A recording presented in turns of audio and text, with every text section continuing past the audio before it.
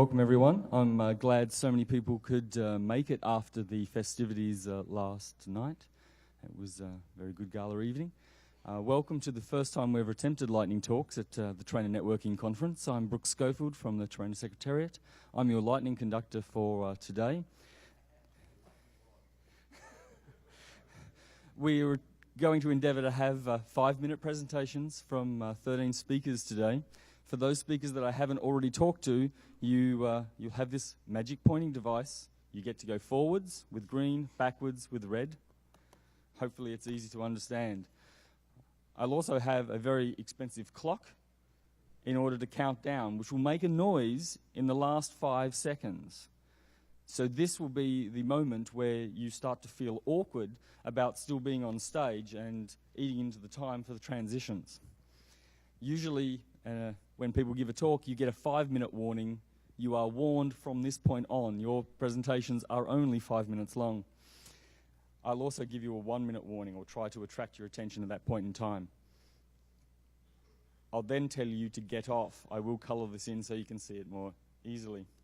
We also have some other announcements for the day.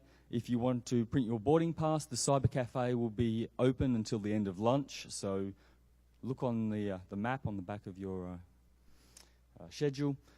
You can find the Cyber Cafe printing until the end of lunch. And lunch will only be served for those people attending an afternoon session. So there are still some sessions that you can register for, including the Collaborating on Collaboration BOF, and Josh Howlett from Janet is going to be doing a session on, I can't remember the name, scalable infrastructure. It's on your schedule. So, without further ado, David Wilson from HEANet is our first speaker. Here's his microphone. The magic fast forward device. I'm out of here, thank you. Good morning, ladies and gentlemen. My name is Dave Wilson. I'm from HEANet, and this talk has a handout. Because 5 minutes isn't a lot of time for a topic like this. I didn't want to burden the slides with loads of details, especially at this hour of the morning. So I invite you to go to that URL on the screen right now and ignore me for the next 4.5 minutes. But the story is, when it comes to IPv4, finally it's here. We're out. We're done. It's already gone in Asia, and in Europe that day is actually coming very soon. Hard to say exactly when. The RIPE NCC are very wisely quite cautious about making predictions, but we're basically talking months, assuming there is no rush of requests toward the end of the pool. Speaking of which, that's the rush of requests towards the end of the free pool in Asia, just saying. What does this actually mean, though? Well, unless you have some IPv4 addresses in your back pocket somehow, it means any hope of independence from your ISP is gone. The hope of being able to connect to 2 ISPs or change ISP without renumbering is out. Any kind of unfirewalled connectivity is out. And worst of all, I think the next thing that we might be asked to do in order to save money is give up the very IP addresses we have. The reason I say that is the shutters are coming down already. There are some things going on in RIPE right now, which I wanted to highlight here, which do affect us on the ground. One is that transfers of address space are now allowed under policy. There are restrictions on it, there are conditions, but they are allowed to be done. Another is that if you do apply for space, you can still apply for space right now. If your ISP has space, it will be able to grant it to you, but only for a 6-month need. This isn't just a rule from RIPE, but this affects the ISPs granting address space to the rest of us. They're only allowed to give you what you can consume, or mostly consume, in 6 months. In July, that window drops to 3 months. Is anyone here doing an infrastructure project that's likely to last more than 3 months? You have to keep going back and hope that this will have some at the time that you ask. But it's okay. IPv6 is going to save us from this, right? Wrong. The problem we have now is here's the inevitable graph that goes up and to the right. That assumption that IPv6 will save us is predicated on the original assumption, the original prediction for how IPv6 will be deployed on the internet, which is that given that the size of the internet, the green line keeps growing, the red line, which is a v6 internet, would grow to meet it at some point before the blue line ran out. it actually happened like this. This is where we are now. And that means that we still need to do IPv6. We can't escape that in order to get out of this on a permanent basis. But we also need to take some sort of action to work around the problems that we're about to hit. So we now have 3 problems instead of 1. This includes the problems of our research partners or our companies we cooperate with. V6 only helps if we're both using it, and this is something you've heard several times this week. It might not even be working correctly. If I decide I don't need to deploy it, but the same might not be true of, say, the winner of our next cloud computing tender or a tender for other resources, or a research group that we want to cooperate with. And worst of all, workarounds do exist, but they are not yet proven on this sort of scale. It's quite a substantial scale. We are all used to network address translation, but until now we always had a choice. If NAT went wrong, we could always, one way or another, get our hands on some addresses and sit outside the firewall. And this choice is now no longer with us. It may well be that our only alternative in that situation might be another workaround that's even more expensive and even poorer. So this leads to World IPv6 Day, which is coming up now in, I think, just under 3 weeks. A lot of big names, Google, Facebook, Yahoo, Akamai, Limelight, many others, are going to enable IPv6 on their websites for a day, 24 hours starting at midnight UTC. If this goes well, and every similar experiment until now has gone pretty well, some of the participants might choose to leave it on permanently. HISA.de did this last year and left it on. There are some users, a small number of users, going to have problems. There's a lot more detail on this in the handout. But if you run an IT department and if you have any sort of help desk, you may prepare to get some calls. And there's a lot more on this in the handout. And with that, thank you very much indeed. Again, I'll point you out the URL of the handout.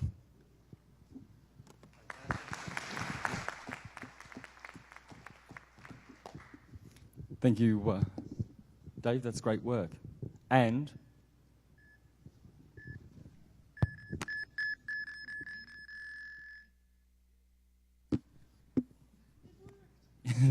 that's the way it's supposed to work. Thank you very much. And now, is the forward controller still up here? Very good. We actually have a demo from this speaker, so please welcome Ivan. Thank you. Thank you, and good morning, everyone. My name is Ivan Klimek, and in the next 5 minutes, I will present something that I call instant page load, or IPL, which is a transparent approach to website streaming using some hacky features. So let's start with a common misconception that more bandwidth translates to a faster web page load time, but that's true only to some extent, as this graph will show us. You can see that up to 4 megabits, you get a very nice decrease in the page load time, but after that, it's really small. So, for example, the delta between 5 megabits and 10 megabits in page load time is only like 5%. So, where is the problem really? And the problem is in the round trip time. But you may ask yourself, round trip time is something like a physical hard limit set by the speed of light, so we cannot do too much about it, right? But what we can do is we can avoid the places where the RTT affect us. So let's look at it. HTTP currently, as implemented, basically has a limit of parallel sessions. So when your number of parallel sessions is limited, and you have to request each resource separately, you clearly get a bottleneck. And according to the specification, it's only like 2 connections per domain. So, but browsers cheat this to achieve more, but still the problem is the same. So what is happening is that Google implemented their own protocol called SPDY, and this protocol tries to solve the issue by streaming all the resources in one TCP stream, and it works only on all Chrome browsers with all Google services. That is right now. So if you could run on Chrome and see it running. So what I did is that I implemented a box called IPL here, and basically it intercepts the request from the client and downloads all the resources. Then it basically places a small JavaScript inside of the page, and the JavaScript connects to the device and downloads all the resources in one stream. So you get the same effect as Speedy, but on all the browsers and all the servers. So let's take a look how it works. If I can ask the technical team to show my laptop, please.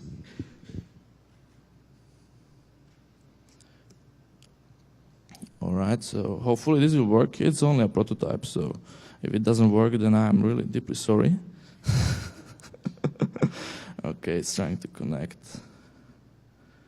First, let's try to, what I did here is that I artificially added 100 milliseconds of delay to my laptop to simulate a 3G connection. So this is a number that you could see on a 3G connection. So let's try how it would work on a browser that doesn't go through my proxy server, that goes directly to the internet. And we will see it's BBC and it's tried to load, but the Wi-Fi is quite not working here because probably everybody is using it right now, right? All right, so BBC on normal HTTP loads something like 15.5 seconds with 100 added milliseconds of delay. And my server hopefully is still up. Let's try it. Boom, boom, boom.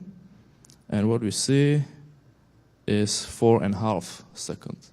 So you get a third of loading time using just sending all the resources in one stream.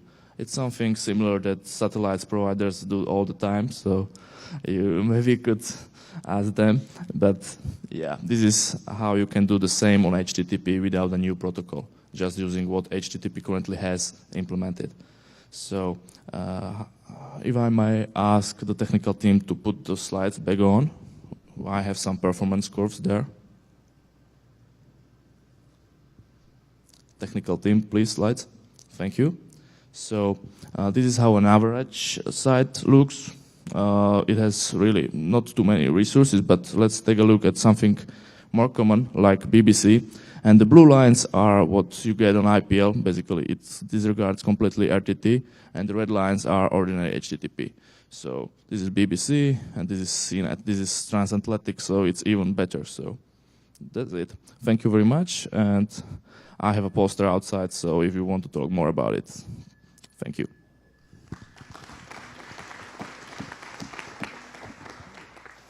Thank you, Ivan. This is great. Everyone's keeping to time. Next up, we have Ronald Vanderpoel from SARA in the Netherlands. And take it away, Ronald. Good morning. This talk is about a new Ethernet debugging tool. It implements 3 messages. Continuity check messages. These are used to detect loss of connectivity. It's a sort of periodic hello messages. There's loopback messages. These are used to check reachability. It's pinging to Ethernet MAC addresses. And the third one is link trace messages. This is tracing to Ethernet MAC addresses. I've implemented this as an open source package. It's called .1ag utils. It's an open source implementation of the IEEE 802.1ag protocol. It has an open source license, a BSD license. It's now running on Arista Ethernet switches, FreeBSD Linux, and macOS 10. It's a user space implementation, so you don't need to do anything with the kernel. It's work in progress. It's a powerful tool for Ethernet-based, for debugging Ethernet-based light paths, VPNs, etc. As I said, you can ping to Ethernet MAC addresses of routers and switches that implement 802.1ag. And you only need a server to install the software. Currently, the second alpha release is available since last week. Beta release will be available in a couple of weeks, and first release in the summer of 2011. This is my demo. Pointed. Well, at the right-hand side, you see a server that is running the .1AG utilities. So my software is running on that server at the right. And at the far left is a Juniper router. The MAC address of the Juniper router is printed below it. And you can see below the command layer 2 ping. So that's running on the server. It's pinging to the MAC address, the Ethernet MAC address of the Juniper router, and you get replies from the Juniper router. This is an example of a trace, Ethernet trace. Again, the software is running on the right-hand side server. You trace to the same MAC address of the Juniper router. And now you also get replies from the Ethernet switch in between. This Ethernet switch is supporting 802.1AG. And you can see that you get replies from the MAC addresses of the interfaces in between. This is an example of pinging from a Juniper to a Arista switch. The Arista switch on the right has my software on it. It can respond to loopback messages. Pinging from the left-hand side, from the Juniper to the Arista switch, the MAC address of the Arista switch. And as you can see, you get replies from the Arista switch back to the Juniper router. Last example is an example of a light path between Amsterdam and Chicago, going through Netherlight and Starlight. Software is running on the server on the far right-hand side. There's two Arista switches in the path, one at Sarah and one at Northwestern University. They also put the software on their Arista switch. And now I can ping from Donder, this is the Linux server, to the Arista switch at Northwestern University. And you can see a round trip time of 100 milliseconds. So it's really going across the ocean. You can get more information on this website, nrg.sara.nl/.ag utils. There's also a mailman mailing list. And you can always send me email to either my address or our group address. And you can talk to me. And we also have a poster session outside. Thank you. Thank you, Ronald. 20 seconds.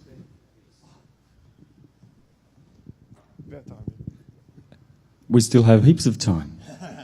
One very short question, maybe. No. And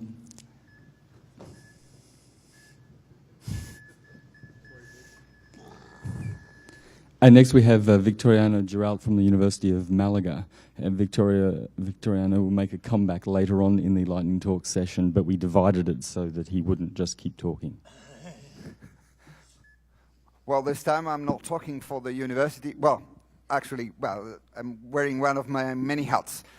I will talk to you about scoping single European digital identity community.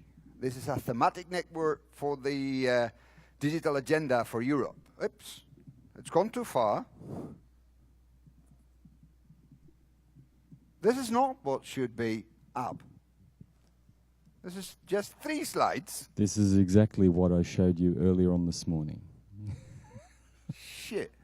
Okay. I have something more beautiful about this bit. You will not see it. Well, what is this all about? This is a thematic network we have set up, but I uploaded new versions of both things yesterday afternoon. Yeah, go ahead. Okay, what this thing about? This thing is about digital identity. We have found that the commission and the people around the commission were not connected to the real world, and they were doing strange things. So there's been a thematic network built out of 35 partners that have provided around 67 experts, and then the process has been opened. So we have brought in around more than 50 associate partners. The difference between a partner and associate partner is that the partners get money for going to the meetings, and associate partners just go on their own money. And we want to have as many people around this thing as possible. So we are setting up many Web 2.0 thing, so we can get input from everywhere, from anyone interested in electronic identity, so we can produce recommendations, business practice, and all those things by 2013, and give the Commission input on how the actions on digital identity should be done. We are connected to things like Stork or Spox or Peppel, or those beautiful names of the European Commission calls, and trying to influence them on how we are doing things with digital identity. I've been blessed or cursed with being one of the voices of the educational community and telling them how do we like to do that things and how are our best practices. So the idea is not to do a theoretical exercise. So take practical steps and recommend things from the stakeholder sectors. And we have people from everywhere. Education, academia, government, public sector, banks, which is quite interesting. We have a bank association on board. And of course, IT sector. We have Microsoft on board. We had IBM, but they had a small problem. We have Siemens. We have a lot of them. So we're getting inputs from many places. And why I'm here in front of you? Because the requirement office is open. Please come to our websites. Come to our open consultations in our Web 2.0 thing. It's, you know, the way of speaking. We have forums. We have many things. You can go there, answer to the consultations we are doing. And please provide as much input as you can, because this will be influencing the European Commission into 2020. We will be getting money off of this thing if we manage to do it properly. Where are we? www.eidsedic.eu, eidsedic.eu, and there's another URL that is not in here, but you will find it on the website. Okay? When I provide my good friend Brooke with the proper gear. Thank you very much, Victoriano. Apologies for your inability to upload slides. I just checked them again, and 40 seconds to bicker. yeah, yes. Oh, 35 seconds. Yes. We'll start beating him. Fantastic idea. Okay. Speakers, please check. The slides that you have uploaded now are the ones that will be used by the technical team at the back of the room. Victoriano's just making sure that his next presentation slides are up to date, and he has some time. So if you feel that you've made the last minute changes, do see the technical team at the back of the room. Otherwise, your updates will not be honoured. Next, we have Nimbe from the University of Aberdeen, who will be talking about multicast. Oh, yes. You need this.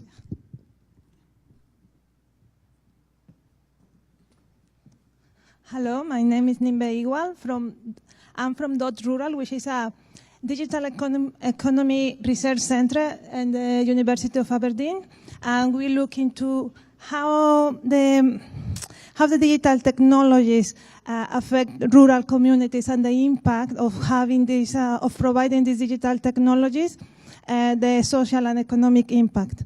To start with, I want to remark that I'm talking about providing multicast through satellite networks, and we are aware that satellite networks are not competing with fiber or any other type of physical networks, but it's the only way to research and remote and rural communities.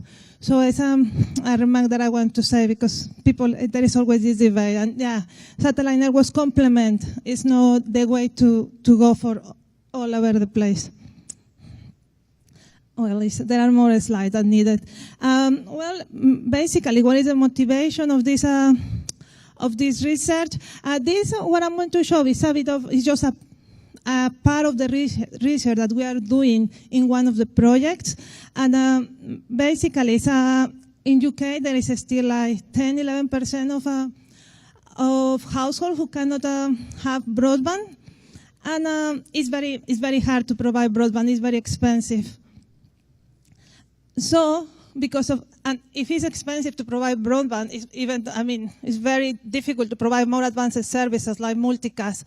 So, we are running a project which is called the Digital Advanced Rural Testbed, which is one of 5 network demonstrators funded by the UK government.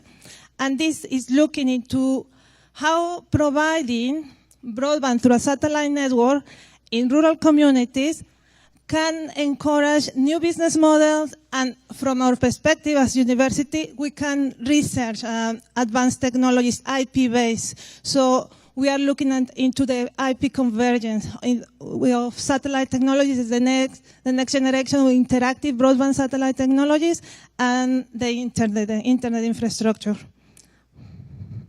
As I told you, the objective is like experiment with new business models and with new technologies, and basically based on rural and remote communities in UK.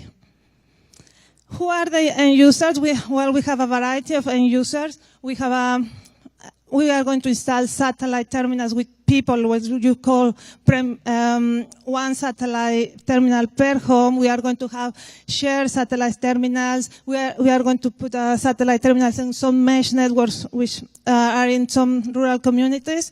And so far we have on board as experimenters, we have BBC. We are going to play with their content, and we have the Scottish National Health Service. Well, this is the dark component. You can look into it when if you go into the slide. So I have a poster number 6 over there.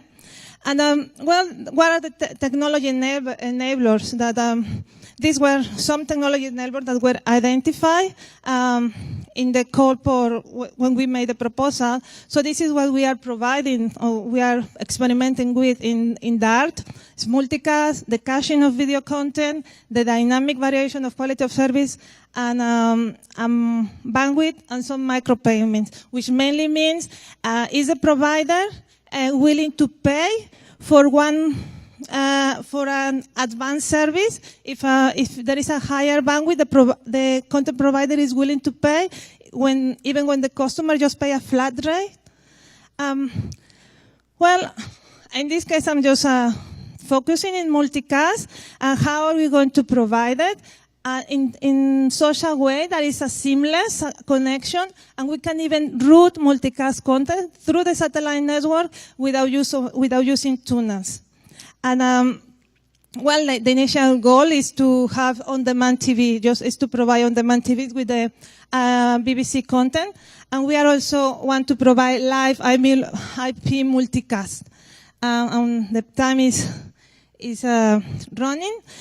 We are working too with one project, which is the NXY project, and we are complementing our project with this, which is a European Space Agency funded project. We are complementing the results of this project with DART. And well, why is exciting and innovative? Well, because it brings together all the stakeholders, end user, experimenters, researchers, and satellite operators. And thank you very much.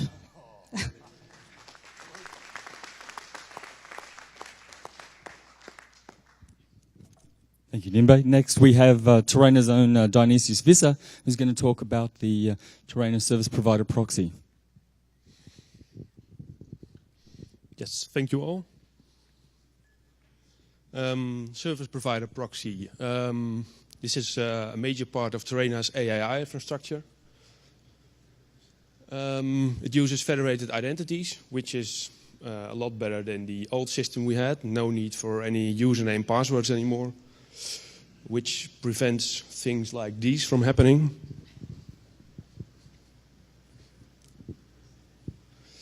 So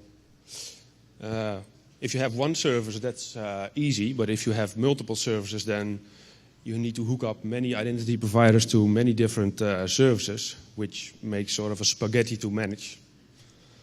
The new approach is a proxy. We have then one SP, and you can connect as many IDPs as possible to that single service provider. You hide all the other SPs behind that, which has some benefits. Namely, each service then can be really easily configured to point to one IDP. All the service providers don't need to run their own discovery instance. That's also much more easy. And for the outside world, identity providers, they need to talk only with one TERENA entity ID. Since we're a PHP shop, we decided to use Simple SAML. Now on this side, there are the IDPs.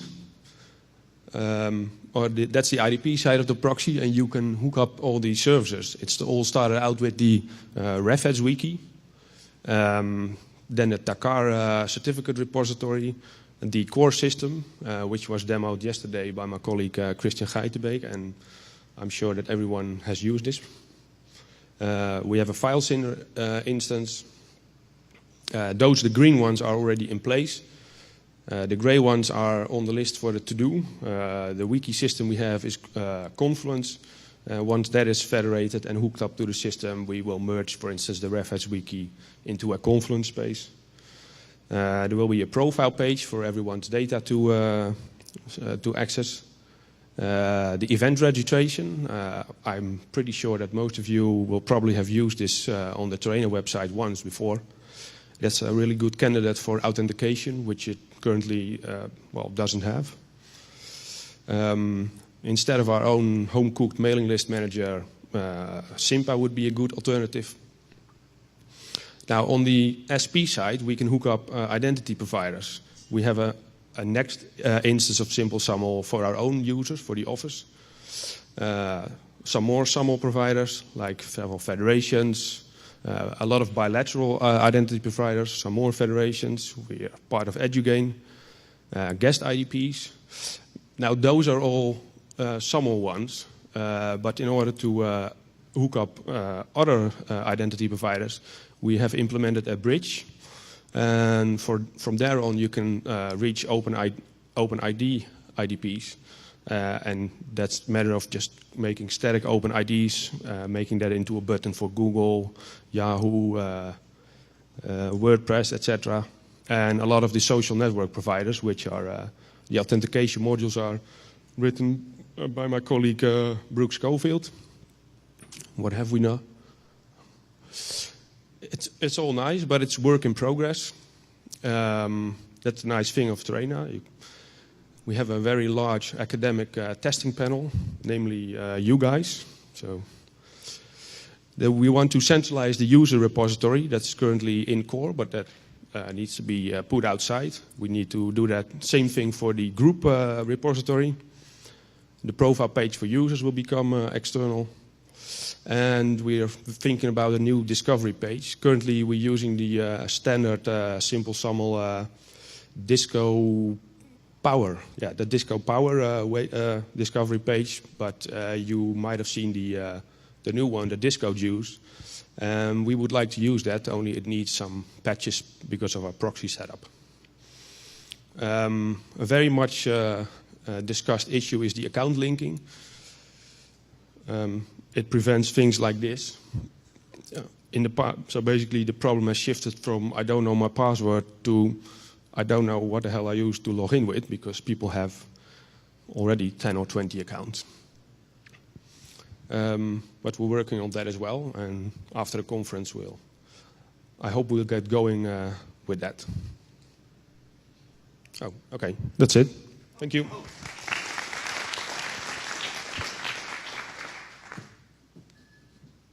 Hey. This is going well for time. In fact, this is an expression I often use with my wife when I'm getting ready for something. I say I'm going well for time, and she knows that that is a very bad sentence for me to use, because I'm nowhere near ready. Next we have Ivanovic from AMRES in Serbia, and he's going to be talking about monitoring power in ICT rooms.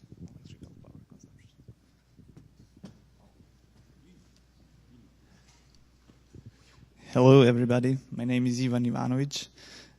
I'm network engineer at Computer Center of Belgrade University, and the topic that I'm going to present you today is called monitoring of electrical power consumption in ICT room.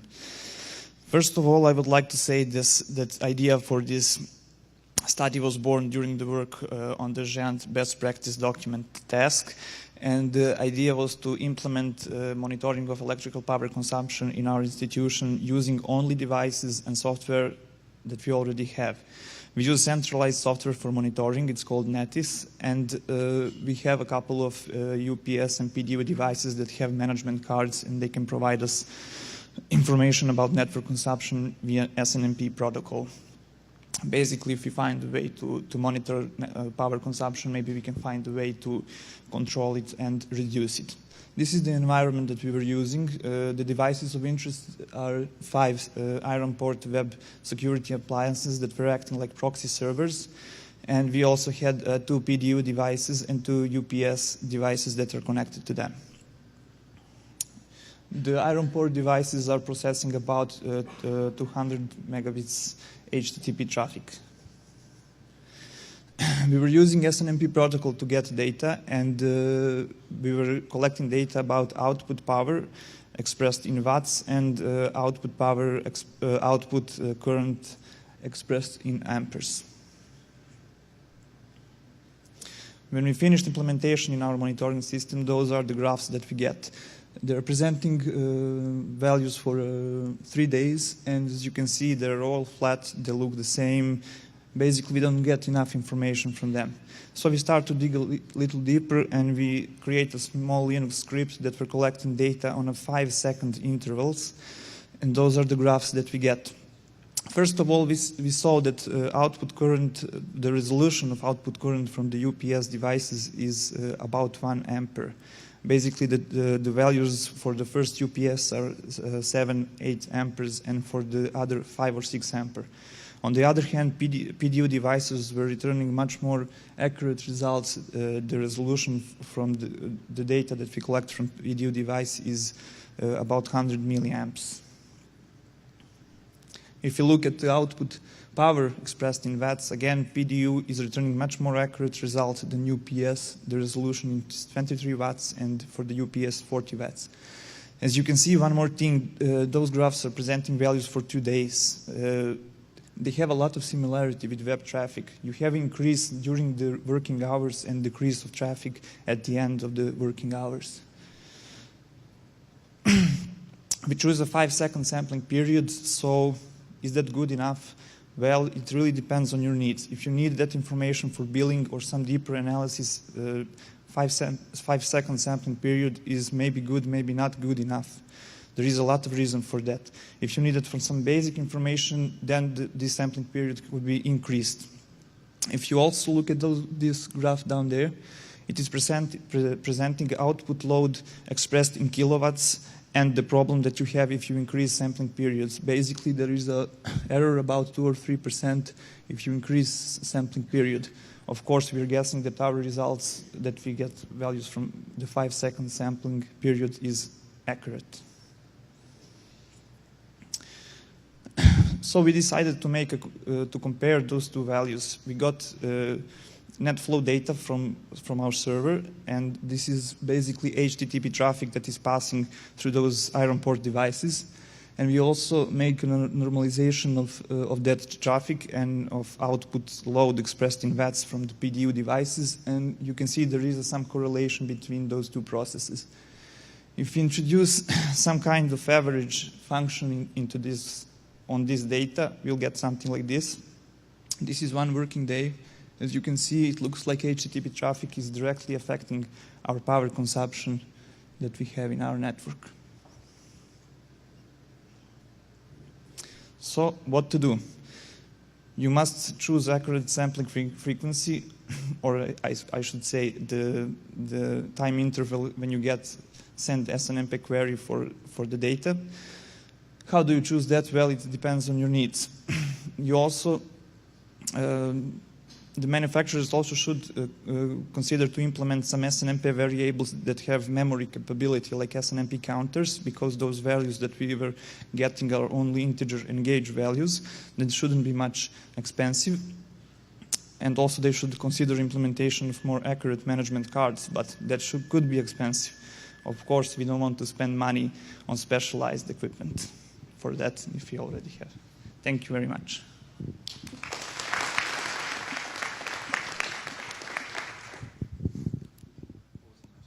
That was a great job. Next we have, I don't know if we've ever had someone from Kyrgyzstan at a TNC before, but representing CAREN, this is Zach. He prefers to be called Zach, but Zarlyk, and yeah, he's going to talk about the CAREN network. Thank you.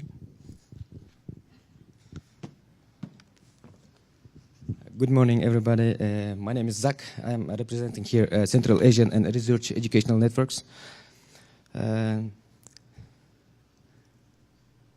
Actually, it was the current project was supported by EC and the European Commission and Dante, and they are supporting EC is supporting nearly 80% of this project funding, and 20% is supported by all participants. And we have 5 countries in Central Asia, but we are currently connected only 3 of them. And the next, our participant will be joined to us at the end of this year. These are participants, our members. First is Kyrgyzstan, Tajikistan, Turkmenistan. These 3 countries are already connected. Actually, CAREN is giving service just only for entrants, not for end users. And all entrants are giving to their own institutions by themselves. We are giving connectivity to only entrants in each country. And we are giving connectivity to commodity IP, also to Giant, also to TAIN. And we are now trying to offer much more services like ID Federation, and also maybe we are now trying to connect to EDROM. And we have many projects nowadays. At the same time, in Tajikistan, we have grid meeting. And maybe we'll join also for grid technologies in Giant and in TERENA. These countries on the right side are which are not currently connected to CAREN network, but Kazakhstan will join us at the end of this year. Uzbekistan maybe later. Yes, what kind of projects we have on top of this network, on top of CAREN network, we are planning to give services like telemedicine, seismological data, and also distance education, energy and water resource management systems, and environmental studies, and grid applications, and EDROM. And now we have a lot of data in our institutions, which they collect, but they have a lack of systems to analyze this data. And through CAREN network, they are sending to European some institutions which can analyze this data and give the right results. And now we are doing this kind of things. And also we have our countries in seismic region, and we have a lot of data. And we want to analyze these kind of things also, and that's why we need grid applications to join with European institutions and analyze our data, because we have very low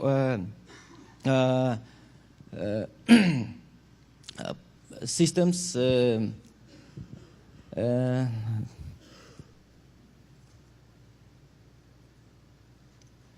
This is our this is the connectivity sham, which is introduced by Giant. This was Giant sham, and as you see, we are on the in the center of this map, and we are now currently connected via Hong Kong.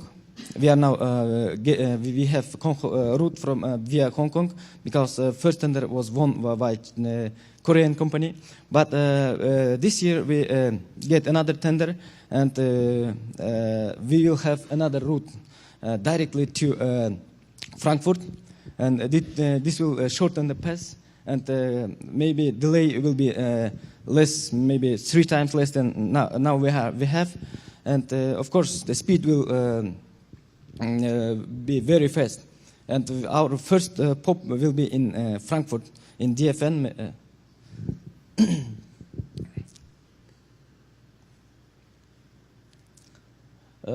Actually, we are now offering SDH circuit. We have one STM channel, and we are now currently providing EC channels to each country. It's about 34 megabits.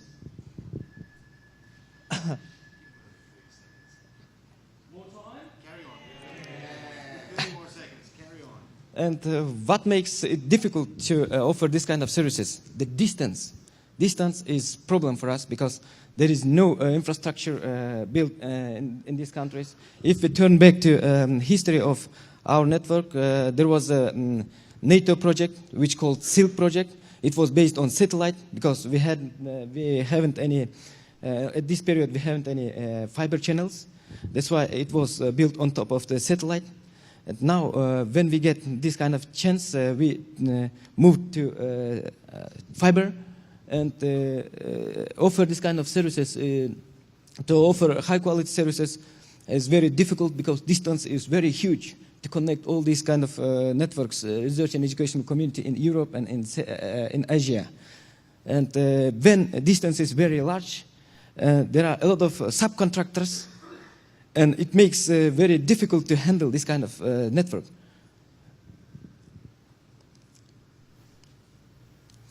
I am responsible for the NOC in CAREN. I'm working for CAREN NOC, and we are now handling all these problems and all these network things for Central Asian and research educational networks. And this is our operation center. This is a place in which our operator sits and controlling this kind of stuff. That's all. We have a very small team. It consists of only 3 persons and 1 intern. We have, yeah. That's all. Thank you. Thank you very much, Zach. That was great. And thank you for agreeing that he should have some more time. Next up, we have Martin Beck from UniC. Thank you. Good morning. Well, I used to be a technical guy, but this is not a very technical thing. It all started in 2009 when our steering committee wanted to do a complete revision of our service portfolio. And then they asked, give us all the information we can get about each and every service. And we tried to provide that with budgets, usage statistics, and surveys were available. And also we did an assessment of the return of investment of each service, actually. And what do I mean by that? The basic question we tried to answer, of course, is we have an annual budget of 40 million kroner. Is it well spent? Is it justified?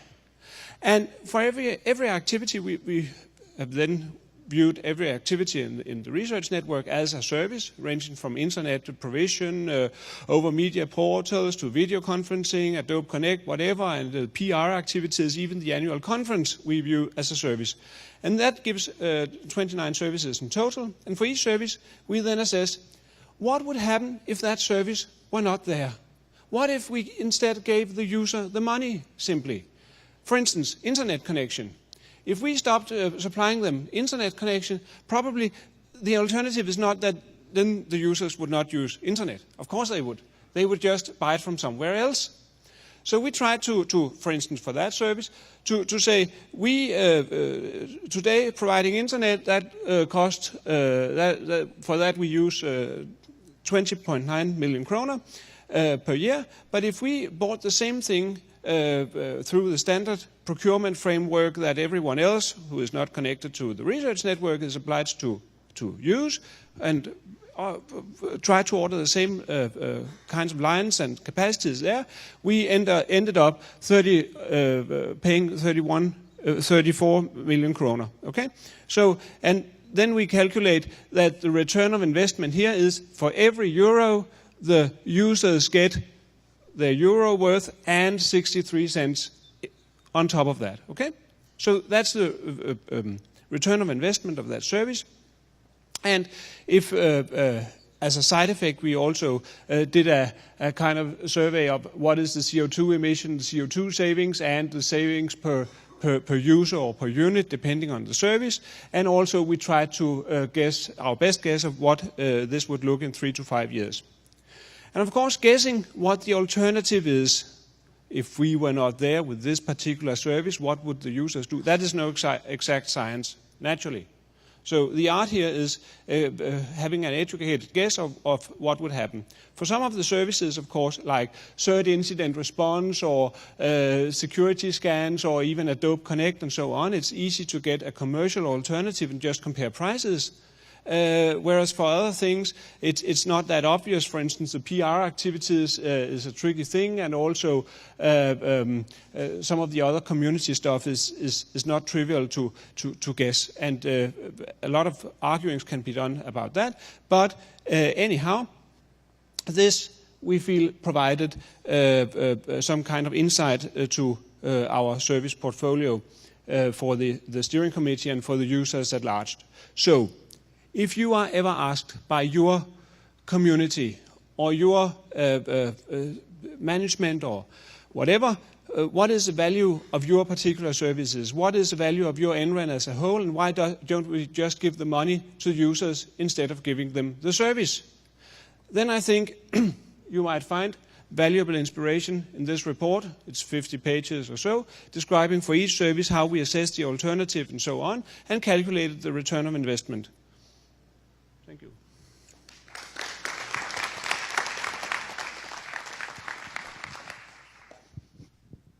We're going exceptionally well for time.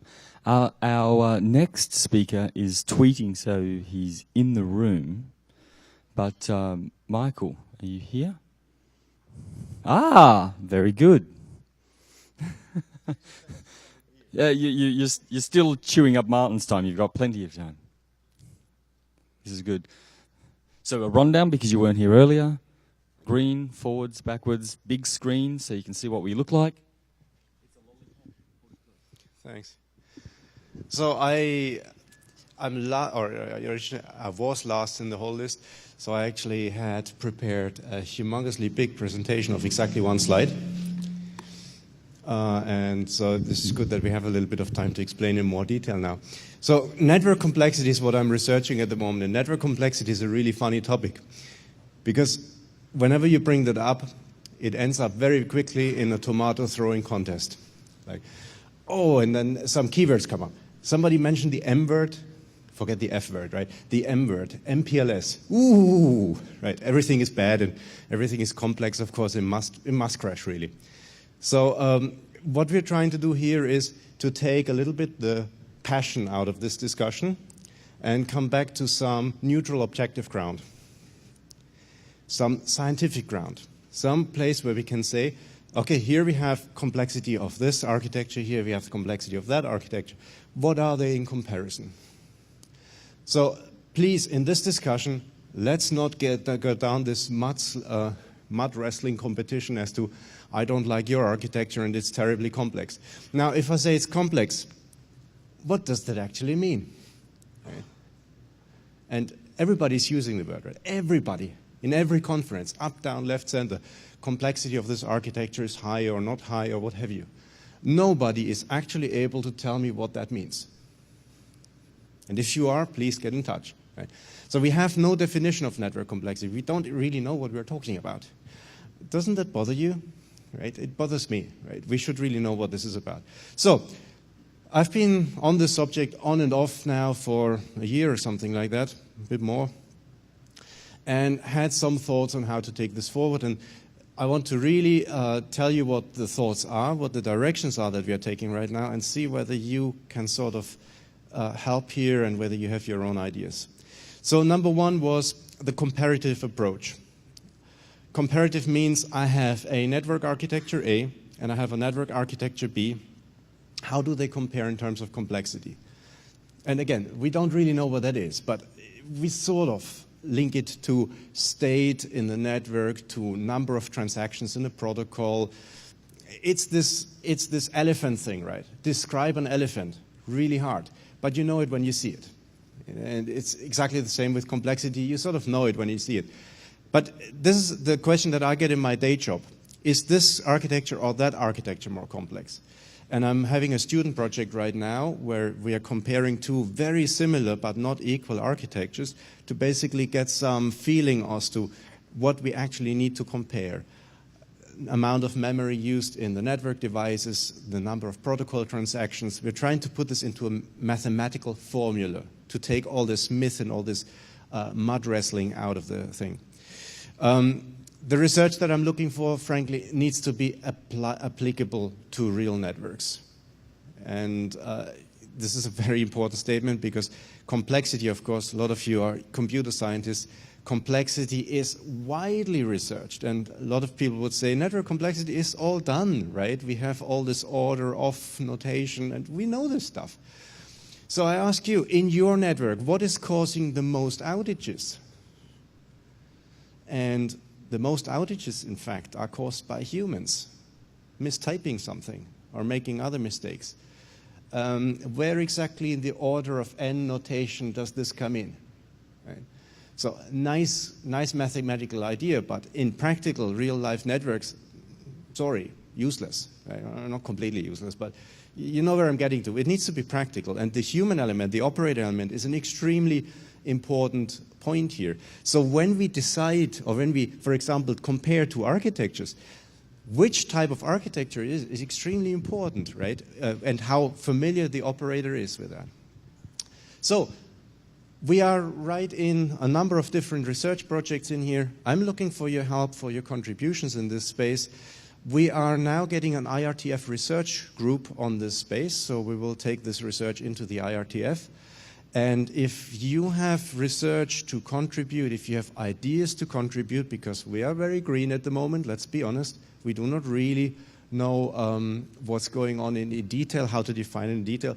If you have ideas on how to compare, and mathematically, please, without subjective, without really the wild tomato throwing contests, that would really help. I have a few pointers up here. Please get in touch if you have any ideas.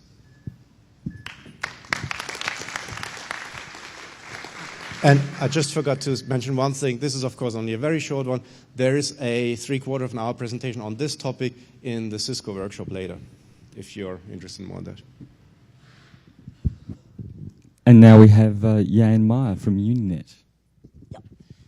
I'm not going to use slides. I have analog slides here. I want to talk about an idea that I've been trying to work on. It's essentially zero-day ad hoc collaboration, and what I would like to do is make that systematic, have a systematic approach to that. So this is a very rough idea, and I'm looking for people to work on that with me. I've been doing projects like FileSender. Years ago, I started TCS. Examples of projects that needed collaboration from day one, and preferably not in an EU environment because they weren't complicated enough to do that, and they didn't need enough money to warrant that. So how often have you had that you're going to a place like the TNC, you hear something, it's being presented, and you're thinking, that is cool, I wish I had that. I wish I had been involved in that. But you weren't. Why weren't you involved? Because you didn't know about that. And I think that that is a bad thing. So what I usually do when I come up with an idea, I talk to my peers and I ask, look, what do you think of this? Is this something you're willing to work with me on? Is there any way that we can contribute from each other? However, there is no established framework for doing that. When we collaborate, when we start a project, the typical thing is, okay, we do it either on a national basis, national level, or we go the EU project route, or we just, it depends on chance whether we find someone. I've got a pretty good contact network, so I usually can do my thing. I know lots of times this doesn't happen. You also hear things like, I've heard this during this conference, sorry, the code is not really built for sharing. So, oh, well, okay, so that was that opportunity then. Sorry, it doesn't do exactly what you want. Sorry, but we present only stuff that actually has been totally done. Yeah, but then I have to spend an additional 2 years redoing the work that you've done. So I think this is not good, and I think that we should work on having a systematic approach to essentially zero-day collaboration that doesn't require the complexity of an EU project. And that way we can get a hell of a lot more done. If you look at a field like PKI, at Uninet there are maybe 1 or 2 persons capable of doing work on that field. Most NRENs have a situation like that. So it's a lot more valuable to get those people to work together than it would be to work directly with your, for example, networking colleagues who don't know anything about PKI and would rather not change that situation. Examples I've mentioned that this has worked with are TCS, FileSender, and Kalmar. Systematic approach, we might get more of that. I think there is a lot of low-hanging collaborative fruit that we can get done if only we made it easier to do this. And I've been thinking of this, and okay, here's a couple of ideas. What do you need? You need organizational will. You need to support your employees in doing this. What do you need? You need willing individuals. You need people who are willing to work with other people. Not everyone is capable of doing that. That is just reality, accepted. But identify the people that are. For the people that are willing to do that, it really lightens up their workday. It's fun to work with people that think the same way that you do. And it's a lot easier to work with people that think the same way that you do. I'm really happy, by the way, that not everyone thinks like I do. I think that would lead to a fairly crazy world. We need opportunity-based thinking. When you come up with an idea, the first thing that you should think is, all right, here's an opportunity for collaboration. Not, ooh, if I collaborate, that will cause headaches. No, collaboration should make your life easier, not harder. And I think there are ways of doing that. One thing we really need, and I keep running into that again and again, the administrative side needs to be easy. The FileSender project, ultimately, we needed to hire a developer. Okay, so we have 3 organizations, we need to pool money, and then we need to contract a developer. There's a couple of contracts involved, which I would rather not figure out how to do. Because I would like to get on with the work that I want to do, not with figuring out the contracts. I would really be happy if those contracts would be available in template form for a number of collaborative forms, and I could just use them. I would also be really happy if there would be a marketplace for ideas where, okay, you have an idea, you publish it on the marketplace, a broadcast goes out to everyone who is essentially interested in collaborating to begin with, and you can bid on the ideas. My organization wants to contribute with perhaps that person, that many hours, that much money. And then the originator of the idea can say, okay, who do I want to work with? Because I don't want to work with everyone. You need to have cultural fit, you need to have idea fit, you need to have personality fit. Otherwise, it's just going to be headaches. That is what I had to say. If you're interested, please contact me. I think most of the people can find my contact details. Thank you. And for those people that have worked with Jan, you do know that it is sometimes a headache. But this is something that Jan and I and Guido and many other people have talked about for a long time. We want to compress the time between being involved in a project and it being presented. Next, we've got Victoriano Giralt from the Uni of Malaga once again talking about a Uni of Malaga issue this time. Well, the problem with the previous slides was due to a problem between keyboard and chair. So it was me having 2 presentations. I got totally goofed up and I forgot to refresh the first one. So it was my fault, not anyone's fault.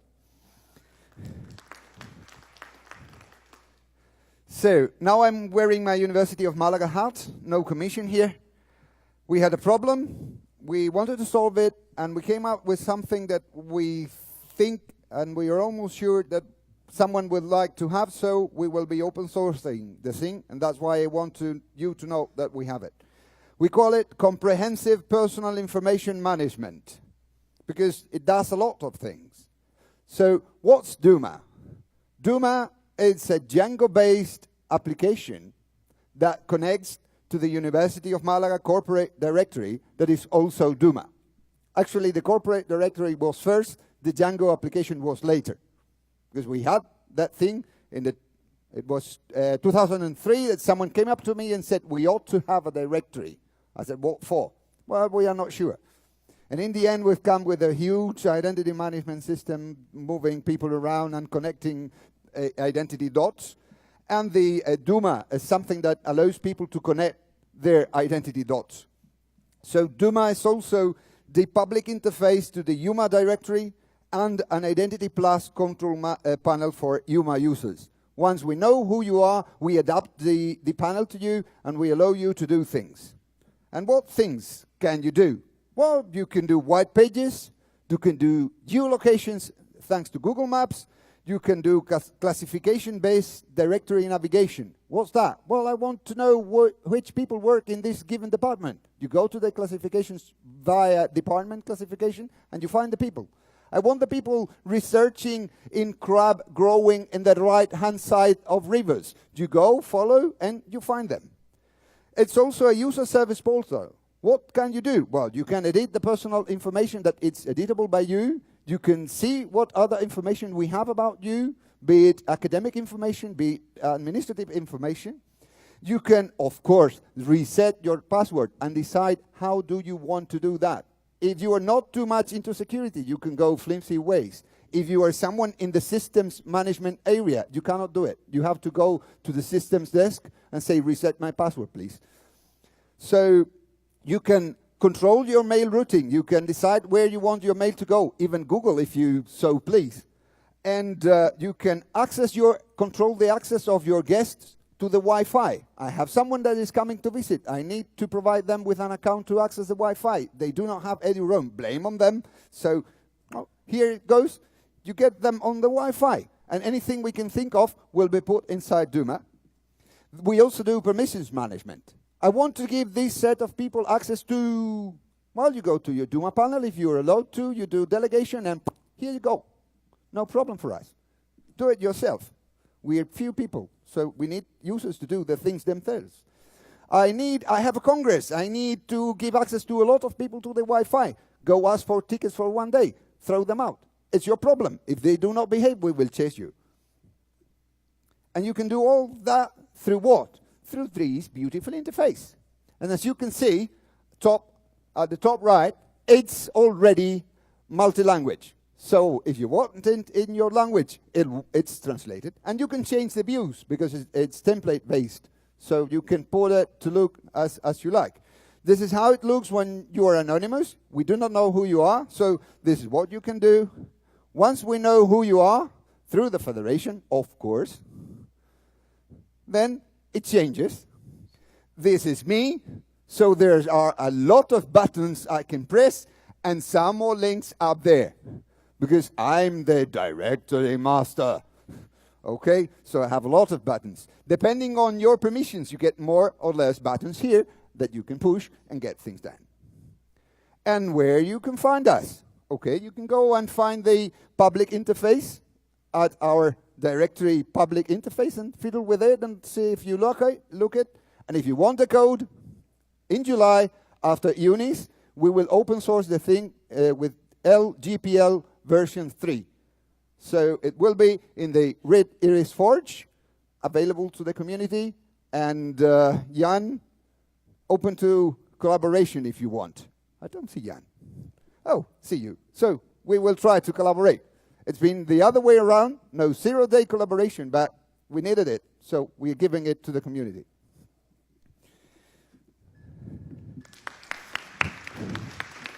Oh.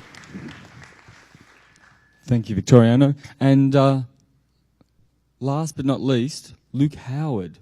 Where is Luke? Here's Luke. Luke's been working on Moonshot, so...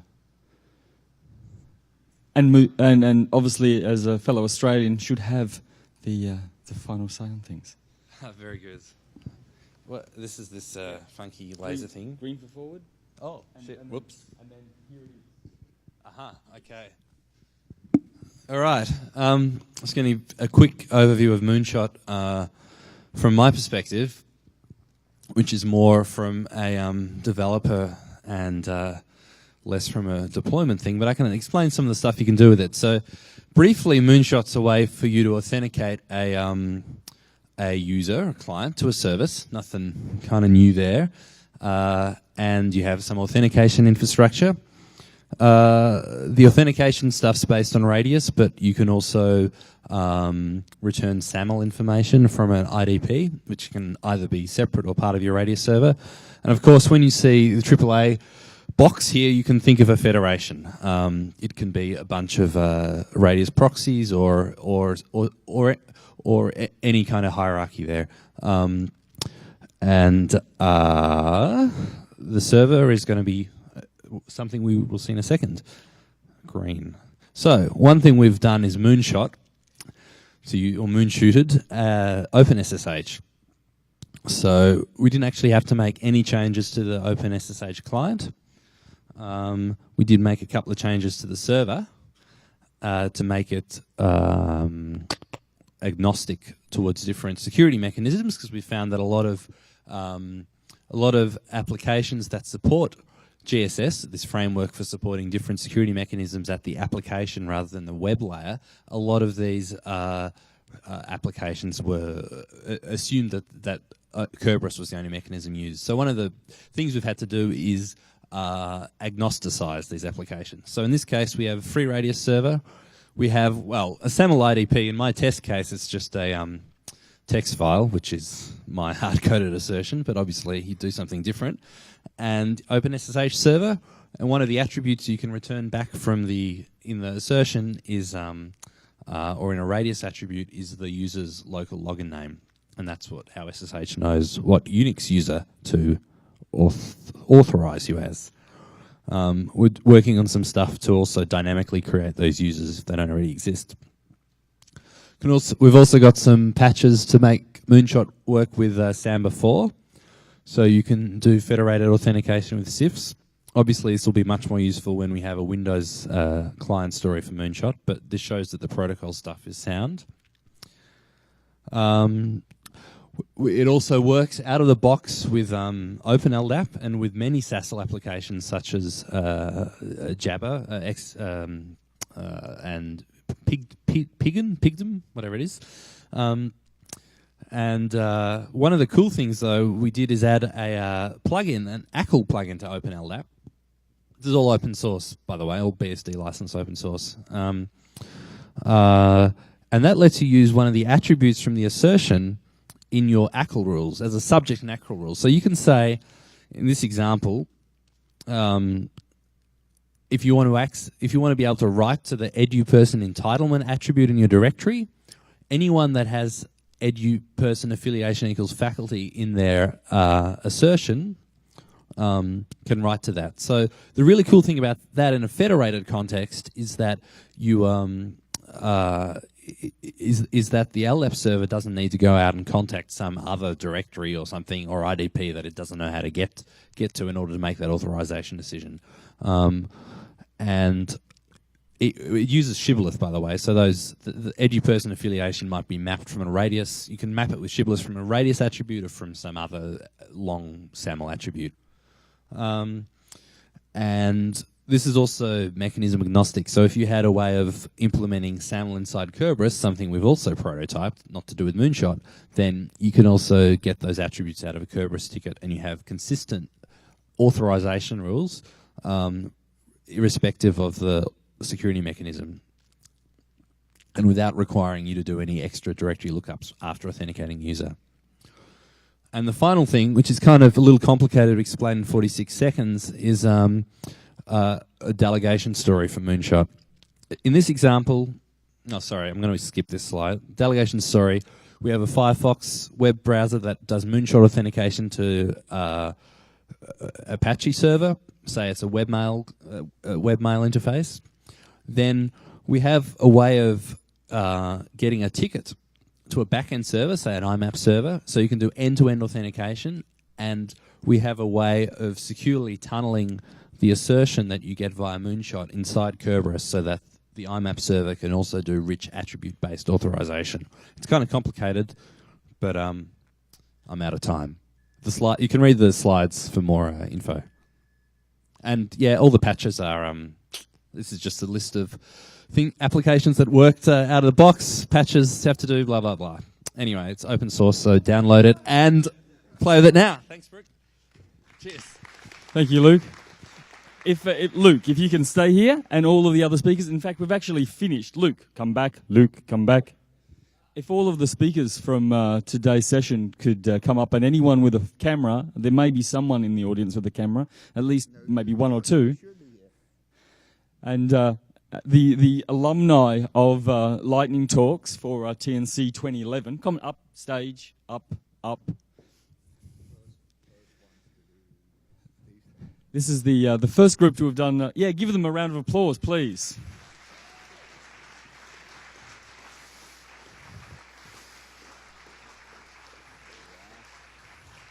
I hope that you'll fill in your feedback for this session, and if you enjoy it, then Lightning Talks will hopefully find a home at TNC 2012 as well.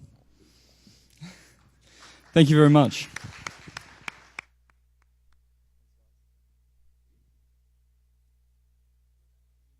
Yeah, we're ahead of time, amazingly, and you can go and enjoy your coffee break early and do some more talking. And here, all of these people, if you're interested in what they were talking about, make a contact, snap their QR code, share a business card, and hopefully zero-day collaboration can start from now. Remember, boarding passes, cyber cafe, you've got until the end of lunch. If you want to eat lunch, register for an afternoon session. There's plenty going on. And there's some lost and found items, so please go to the reception desk if you think you've lost something or you want to get something for free because someone's lost it. Thank you very much.